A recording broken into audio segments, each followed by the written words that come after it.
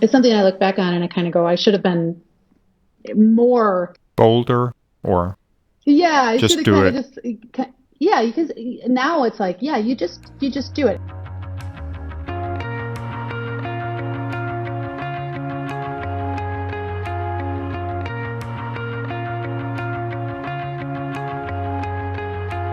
Hello and welcome. My name is Myriam Catrin. I'm a texture artist in visual effects. Welcome to my podcast.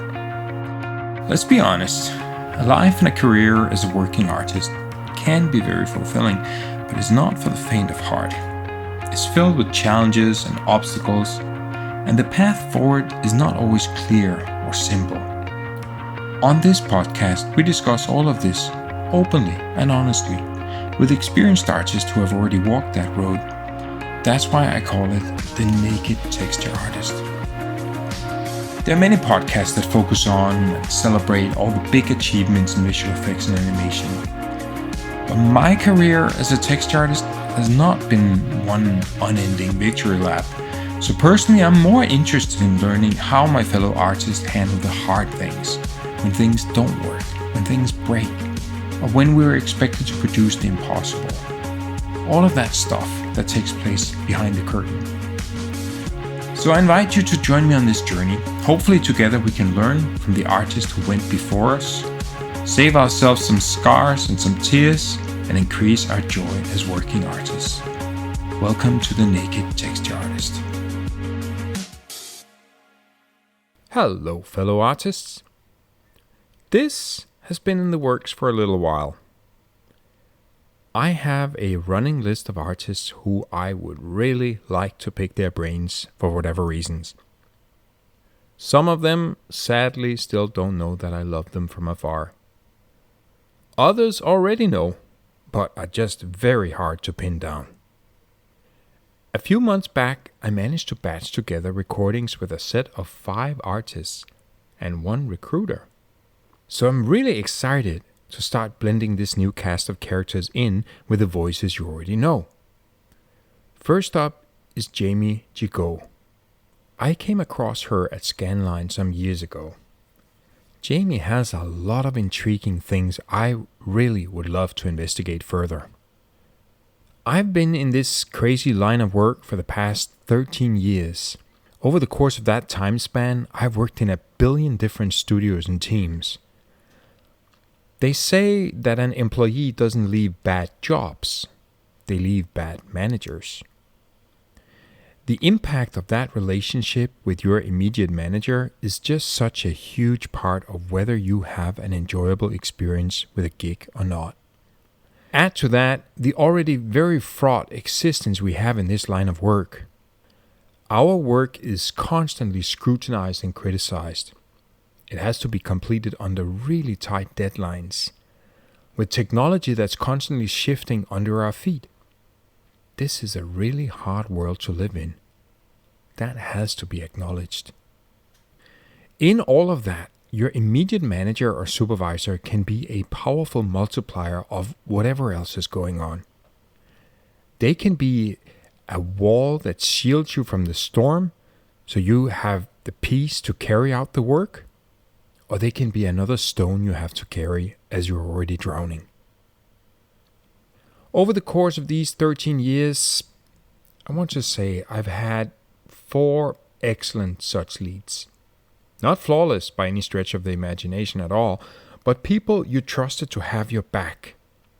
People that gave you that feeling that they did in fact care about your well-being, beyond just deliverables such as assets and shots. People you would follow into the mouth of hell without hesitation. Being a good lead is not easy. It's one of these sort of natural next steps that's just put automatically in front of you in the cattle chute of the life of an artist. You start as a junior, progress to a mid-level artist, eventually make it to senior artist, and then lead is next, right? But should you? Most artists don't have those skills and sensibilities needed to be a lead. Jami is one of those 4 great leads I have come across. So naturally I wanted to pick her brains on how she sees that role and how she executes it. Jami is also a 20-plus year veteran in our industry. They're not unicorns, but they are still fairly rare. My perspective has changed so much over the course of years I've spent as a professional artist, so I'm always curious about what do the next few years, or even next few decades look like. But the first thing that put Jami on my list was simply her pursuits outside of visual effects. If I had $1 for every artist who dreams of doing something differently creative outside of work, but either still hasn't gotten around to do it or gotten it off the ground entirely. Jami has for quite some time been quietly creating a life illustrating children's books. Not a bad feat, considering she is a supervisor and an active and engaged mother. That is another thing I wanted to interrogate, that difficult marriage of visual effects and family. Back to side projects. Personally, I have, at least 3 unfinished books sitting on my hard drive. A short film storyboarded out and a million post-impressionistic paintings sitting unpainted. Oh boy, I get so tired of myself. If Mark was to speak to Mark would tell me the Chinese proverb, the man who wants to catch 2 rabbits catches none. It's complicated. Anyway, Jami has squared that circle. I think we are a lot of us who would like to know what that life looks like and how she makes it work. So you can see there are a lot of intriguing perspectives from a rich life lived fully. A lot of interesting angles to pursue with Jami. Anyway, enough of my talking. Let's get into it. Hey, nice to see you, Mark. It's been a while. It has been a while. It has been, this was in the beginning of the pandemic. I think we worked together for like 5 minutes. Yeah, not too long, but yes. I had 3 leads at Scanline that time around, and you were like the little tail end of them, you know? Yeah. Yeah. How do I say your surname? It's Gigot. Gigot. Okay. Yes, I know. It's a tricky one. Yeah, well, living here in a French province, you could bastardize that with sort of English pronunciation, or you could go full French on it. I don't know. So safer to ask. Gigot. Yeah. T is silent. Yes. It means leg of lamb, or leg of in French, actually. So if you said gigot d'agneau, that would mean lamb chop. Really? You speak French? Really? My husband is French, and my French is okay. All right. But it's not great. Right. Fair enough. You're not a Packers fan, are you? Yes, I am. Yeah. Sorry about that. Of course I am. I'm from Wisconsin. Well, originally. My wife is from Barcelona, which has a world-famous soccer team. And either when you grow up there, either you love them or you just can't stand it because it's, it flavors everything. So I don't know how you would feel about the Packers. Well, the whole city of Green Bay is chock full of Packers fans. So, that's what makes the whole city is like Packer fans. So there you are. So you have no choice. You got to join in. Yeah, it's fun. It's fun. One of the things I wanted to ask you about was that during the pandemic, where it was all sort of brave new world, we were starting to work with remote teams and all of this kind of stuff, which is now so commonplace. It seemed to me, compared to all the other, different leads that I had during that time, you spent a fair bit of time sort of trying to pull the team together and foster some kind of camaraderie or a little bit of, I don't know, just a little bit of that belonging and sense of community that instantly was lost once we started working remote. All these many years later, it seems, that seems like so many years ago. This is like 4 years ago or something. Are you still doing that? Have you gotten any further with that? Have you had any revelations as in this really works, that stuff over here, that's just a waste of time? Where are you with that? Yeah, no, I appreciate that you recognize that, because that for me, being a lead and a supervisor is really what it's all about, is the team. And so getting people together to collaborate, whether socially, whether at work, is really important. It was really hard during the pandemic, of course, but I did try to make an effort to get people in the same call to, turn their cameras on. And now, even, in my position now, I'm still doing that all the time. I think, and building the team too, building everybody. I think getting people to sort of work together, to see what other shows are doing, to see what there's so much going on at the studio, I think. And so as supervisor, it's really nice to be able to bring everybody together and sort of recognize all the amazing stuff that's going on and to share, all of the work that we're doing, all of the knowledge that we're learning. And yeah. But of course, you also know that in visual effects, we're always so busy. If we have 10 minutes available, probably 11 minutes was actually needed. You always feel like you're running behind on shots or assets or whatever deliverables. So to take that time to sort of, let's just put this on pause for a moment and foster that community. That's it doesn't happen all the time everywhere. That is a special thing. I remember at Scanline you had, was it Friday late? So I'm in Montreal and you're in on the West Coast in Vancouver. You would have like these, before Montreal people were locking off, you would have this sort of little bit of space where everybody, as you mentioned, put their cameras on, and there's sort of like just an unstructured call or meeting. Yeah, it was hard when we're at Scanline, particularly where we were working with 4 different time zones. So that was always a challenge.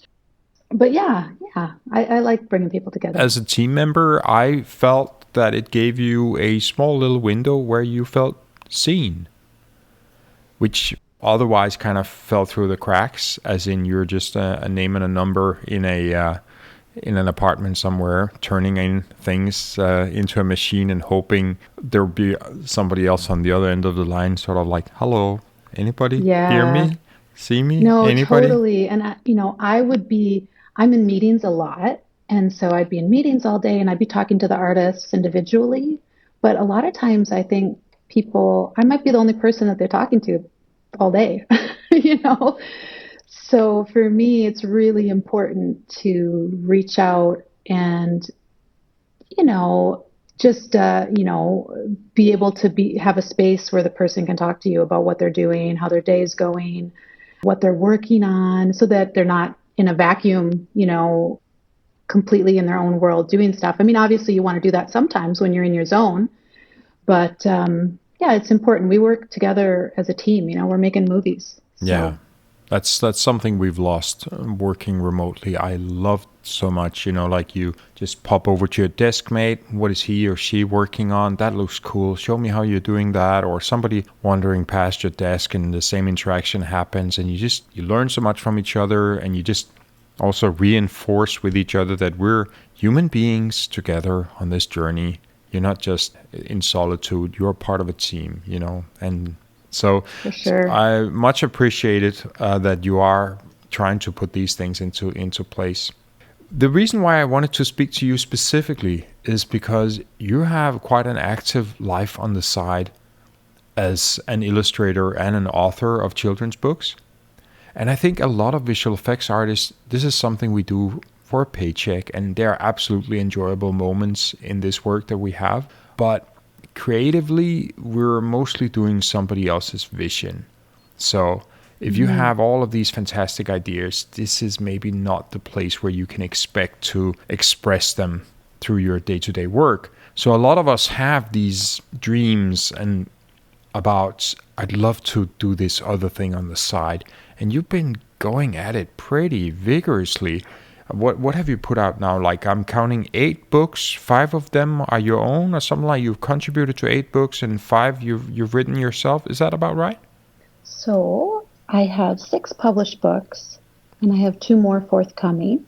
All of them I have also written, except for one. I was an illustrator for another author who is a ballet dancer, actually, for the New York Ballet. So yeah, I'm busy. I'm a busy, crazy person. That's what I wanted to talk to you And I about. have a family, Yeah, so yeah. how that's that thing with the family. That's a whole separate story altogether. But what does that life look like?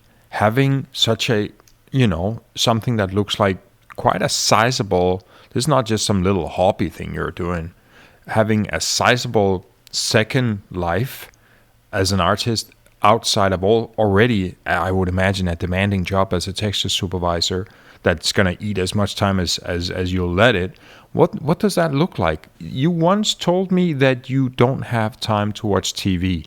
Was that an exaggeration, or is that correct? I do a little bit, but probably not as much as, your average person. I do work hard. I mean, I've been doing this now for, I don't know, my first book came out in 2016, I think, or something. So it's not like I've just been banging them out one after the other. They take a long time to do. And, it's my project. It's my passion projects. I spend a lot of time at night, you know, after my kids are in bed, working on my own personal stuff. And it brings me a lot of joy. I really like working on stories that I've created and built. And it's kind of a way for me to express my own creativity, I guess. In How old are your a way. children? Well, they're getting older now. My daughter is 15 and my son just turned 13. 15. Oh Yeah, boy. and I 13, have my son. three So girls, and 15. That's the dark night of the soul. are they around that age or Oh no, are they're they much younger? older now. They've long Oh, okay. long since left home, so they're in their early 20s now. Oh, okay. Well, so far, But I just remember in terms of puberty, 15 yeah. was just that was like the black night. And then 16 is also hard. 17 is a little bit better, and you can start seeing that the morning will come at some point. But 15 is rough. So far, I'm kind of okay. Oh yeah. Like, you're right. Like, I'm expecting that to happen at any time. It's been okay. I mean, she's having a really great year, very active, has lots of friends. So I give her a lot of space and she gives me space in our tiny little apartment as much as we can, But yeah, it's actually, I think, as the kids are getting older, it's a little bit easier for me in terms of time just because, they're a little bit more independent now, whereas when they were really little, Yeah. to do my book stuff, it was definitely like, put the kids to bed, hop on and do 3 hours of illustration. Is that how you typically work? That you try to block out a large chunk of time here and there, or is it more like I gotta get my X minutes in every day, as sort of slow and steady wins the day? Or what is in your experience, what is the best way to structure these kind of projects? Sort of have a loose guideline and give myself some leeway, but I do try to. So, for example, I'm working on a junior graphic novel right now. And I have some time to finish it, but I have a lot of illustrations to do. And so I sort of set a goal for myself of trying to do 2 pages a week as sort of a guideline. Now, all of the drawing is done. Now I'm just moving on to the coloring.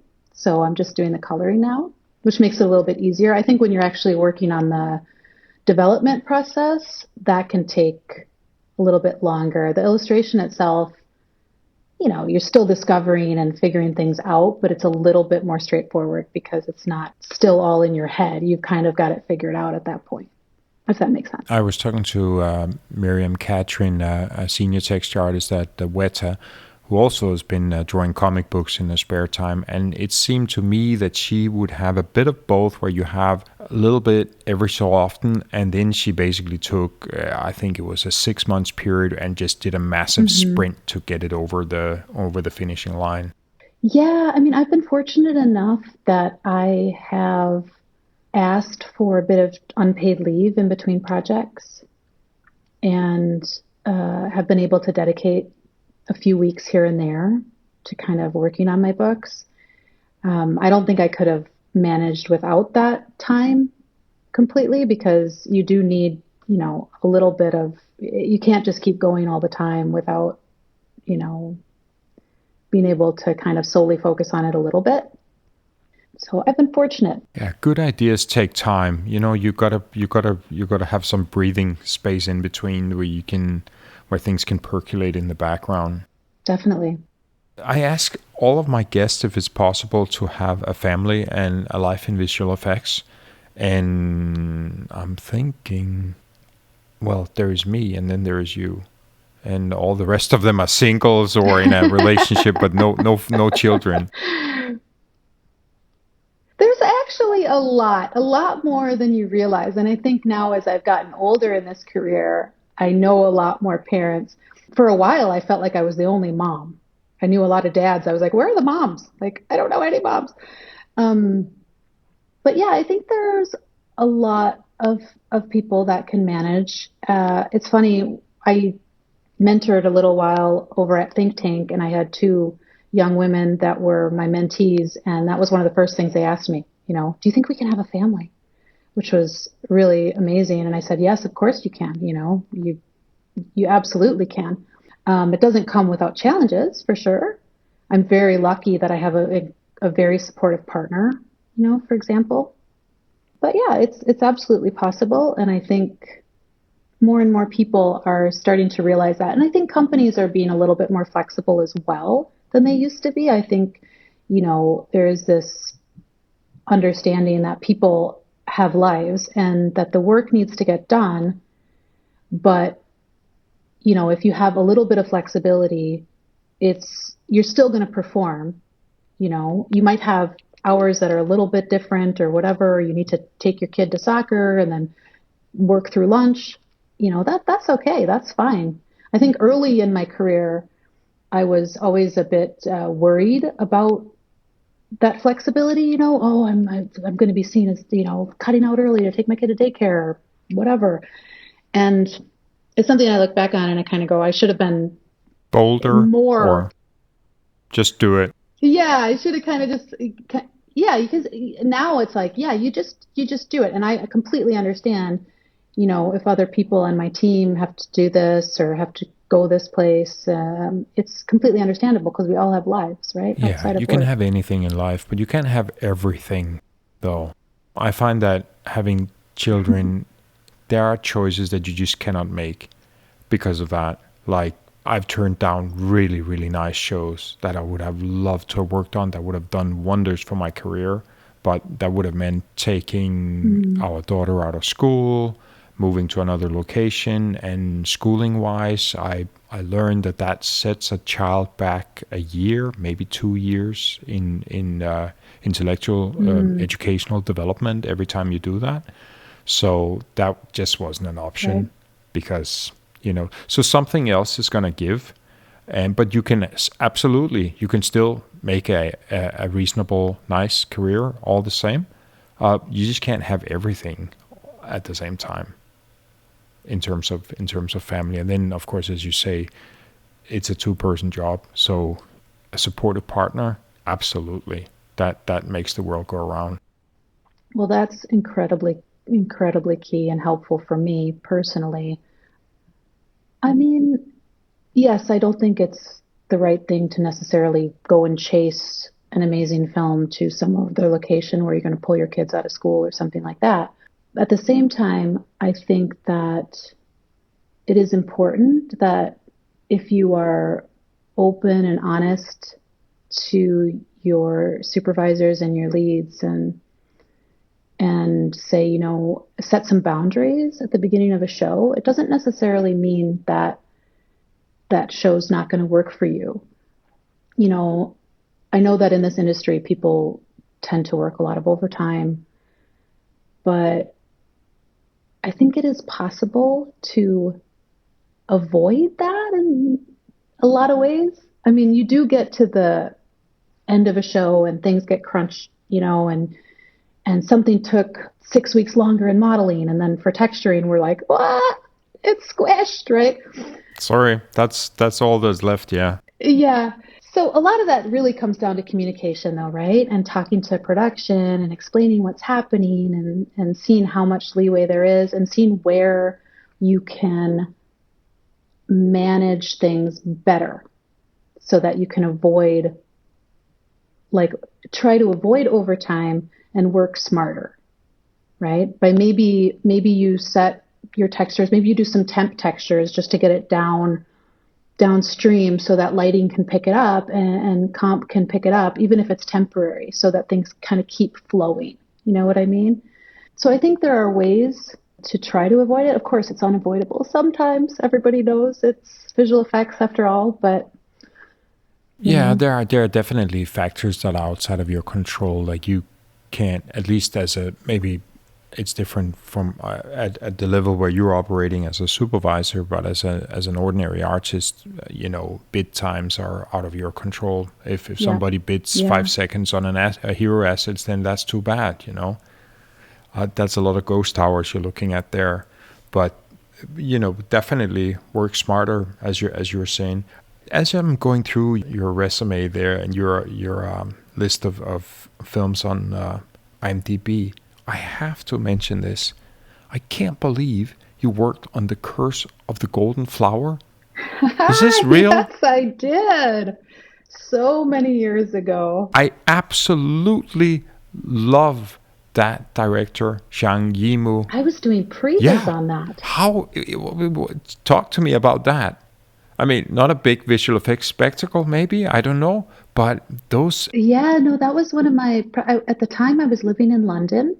So I got my career started in, well, I went to Vancouver Film School so many years ago. And then I lived in Los Angeles for a little while. And then Cinesight was doing a recruiting trip in LA and they offered me a job. And so I decided to pack up and move to London.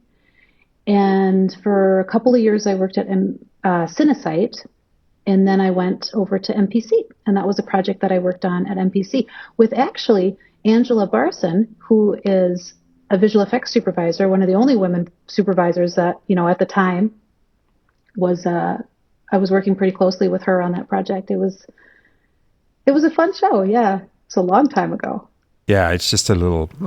We all have different films that touch us in different ways, and Yeah. I've been a fan of that the director for so long because he has such an incredibly expressive color language, and this is Yeah. his. We worked on the whole city, Wow, on wow, on all the temples.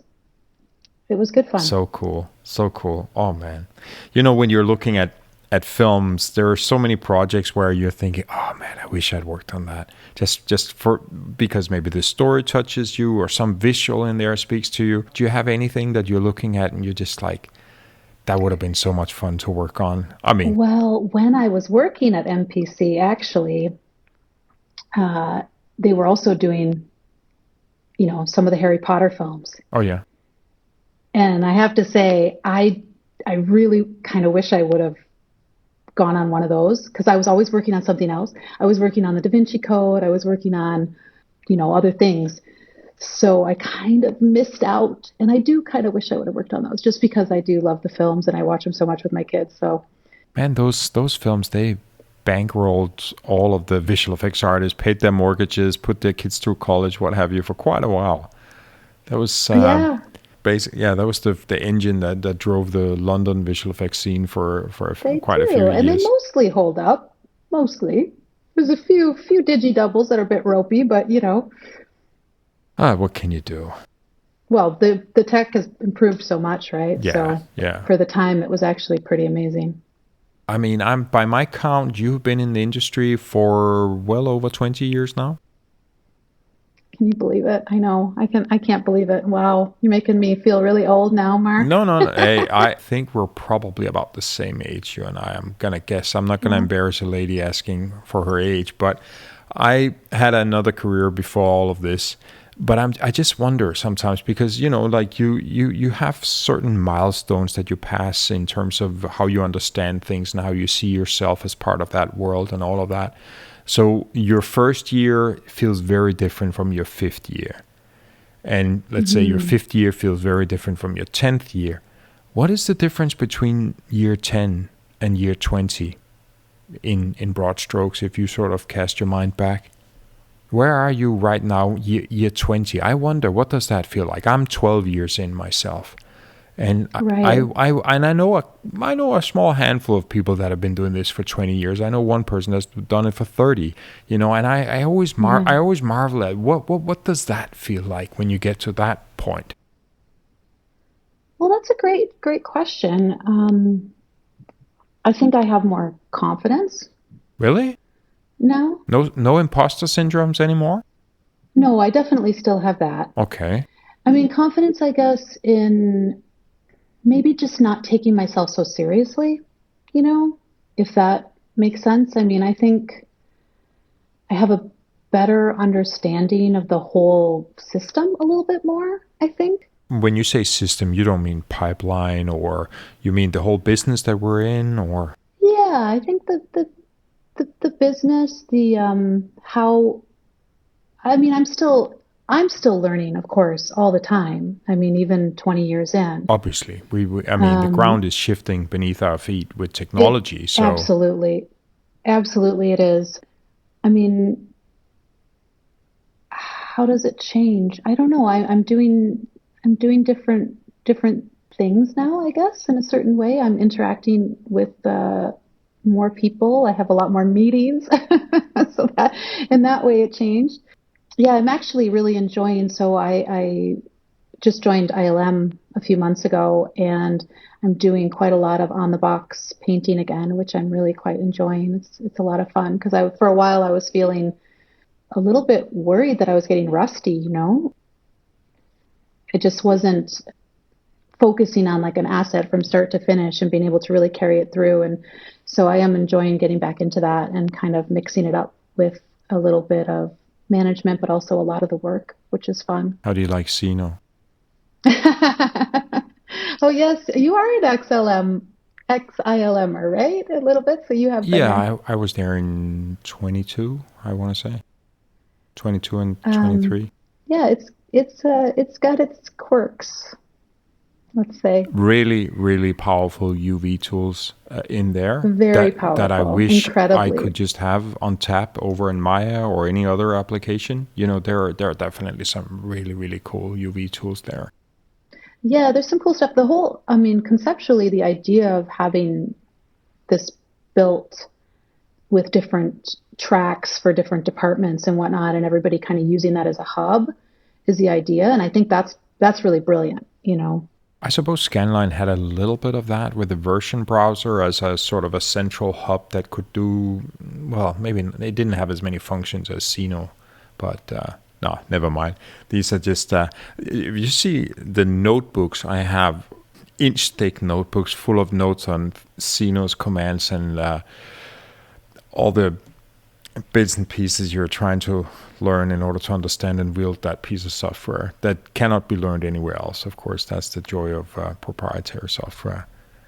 But it's still the stuff of nightmares for me. But Oh, I remember using I don't know if you remember Slice. Remember that? I was size like slice. before you had digital scanning, really. It was like you would it was basically taking the lidar and building the model from the lidar, but it was not very fun. I haven't had Anyway, the pleasure. Well, that's my yeah. good fortune. So now at this point in time, you're sort of doing. This has always been the big thing for me. Like the more meetings, do you enjoy meetings versus doing the actual artwork? That balance between as you're moving up in the hierarchy, you're giving up more and more time on the box to spend with people in meetings.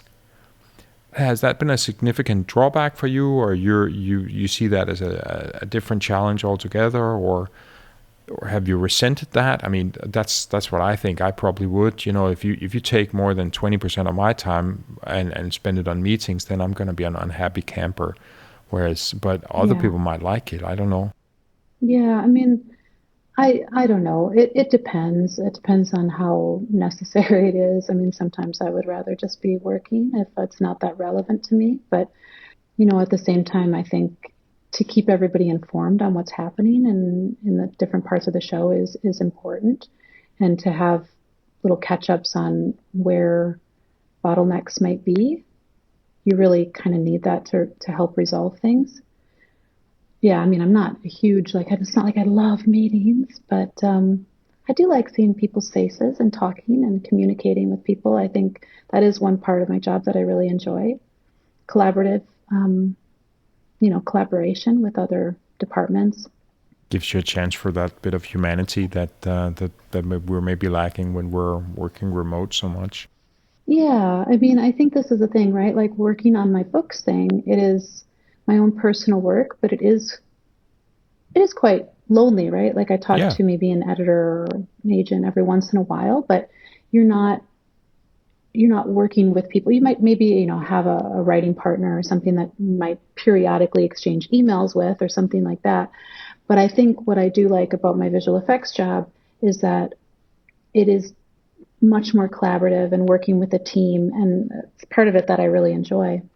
For your books and the illustration work that you do for your books, I don't know how do you summarize that? Do you have, I don't know, a theme for your storytelling, or some, some kind of guiding light that you're pointing towards? Many, I don't know, many great creators. I'm thinking that have put a stamp on something. We were just mentioning Zhang Yimou a moment ago. I'm thinking about other similar creators. You can quite quickly tell them apart. They have their unique style. They have their unique voice, themes that keep reverberating and so on. How do you see yourself as a creator in that respect?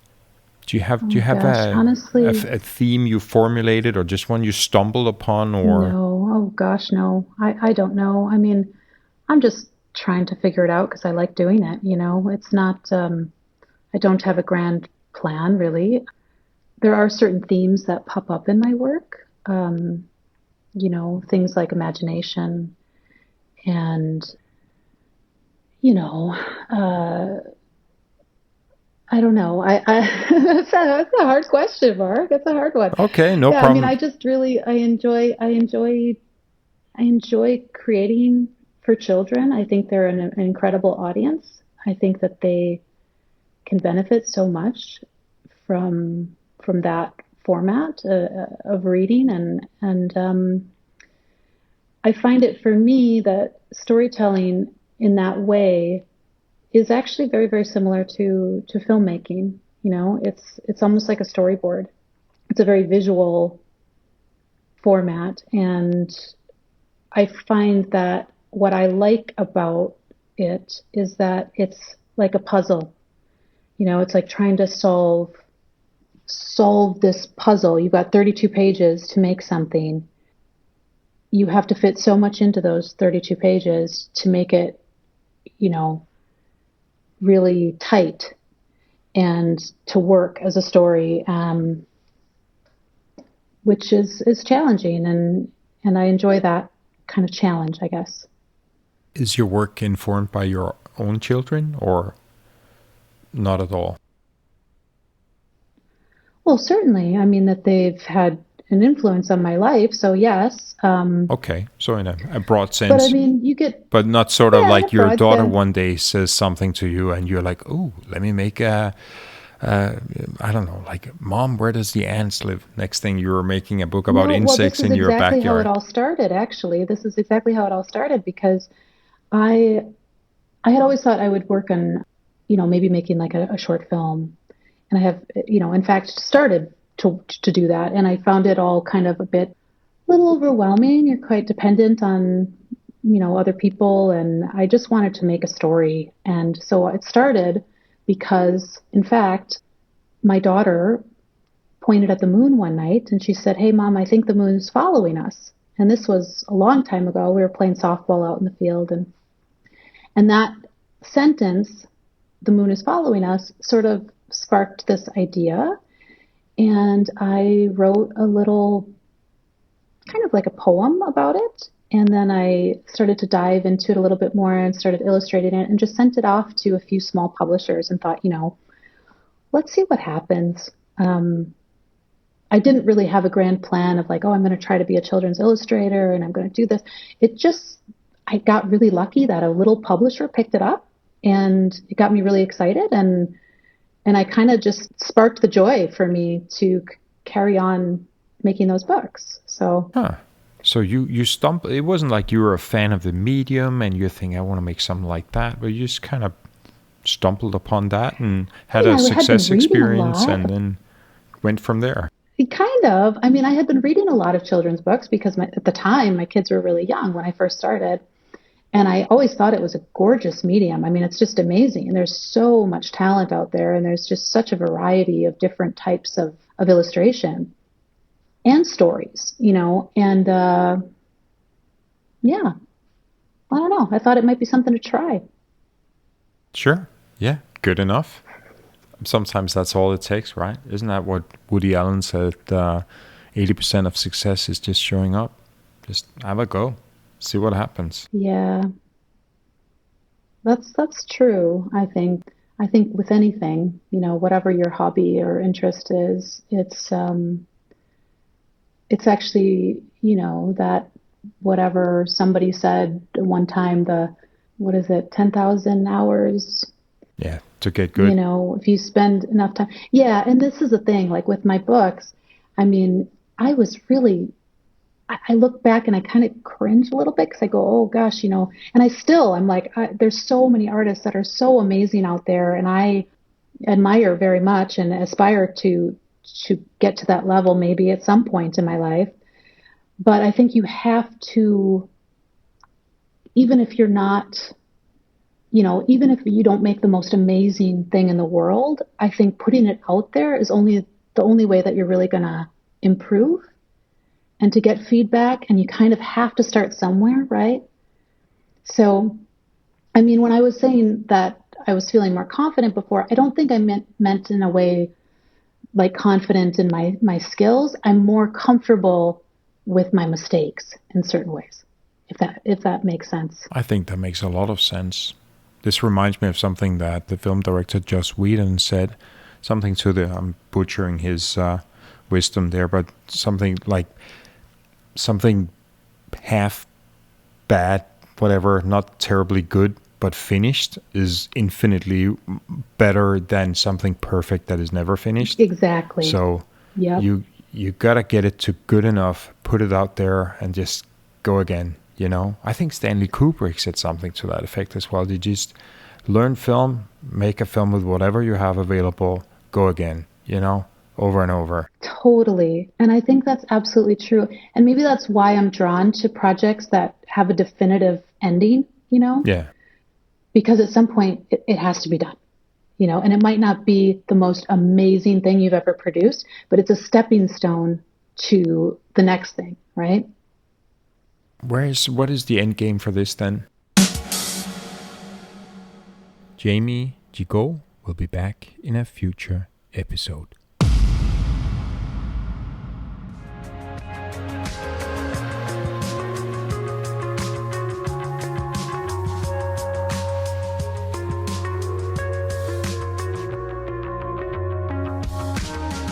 Thanks for spending a little bit of your day with us.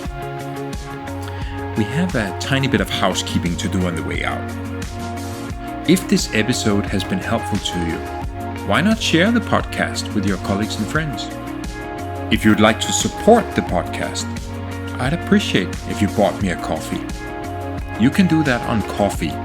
That is spelled ko-fi.com/The Naked Texture Artist. One word. If you have suggestions, comments, or questions, I'd love to hear them. Feel free to drop me a line on thenakedtextureartist@gmail.com. That is The Naked Texture Artist written out in all one word @gmail.com. As I mentioned, having a busy day job in visual effects means my release schedule for this podcast can be a bit irregular. So if you don't want to miss out, subscribe to The Naked Texture Artist wherever you get your podcasts. Or follow the podcast on the socials, then you'll be alerted when the next episode drops. The music in this episode was Awake by Taiko. Nick Sifoni helped put the sound together, and everything else was done by me, your host, Mark Pierre Sondergaard. Speak to you soon.